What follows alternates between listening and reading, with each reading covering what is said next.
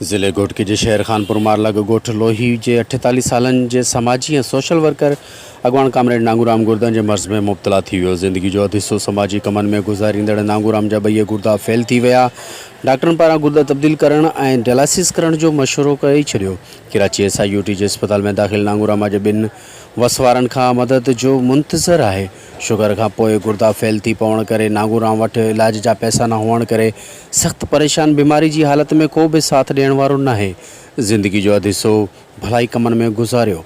हिन वक़्तु घर जो सामान विकिरो करे कराची इलाज लाइ पहुतो आहियां, पर पैसा घटि हुअण करे इलाज नथो कराए सघां। वसवारनि खां मदद जी अपील कयां थो। नांगूराम वधीक समाजी अॻवान नांगूराम ज़िले घोटकी जे महर सदारन हिंदू पंचायतन ऐं डॉक्टर खोटूमल जीवन ऐं वसवारनि इंसानी हमदर्दनि जो जज़्बो रखंदड़नि खां मदद जी अपील कई आहे।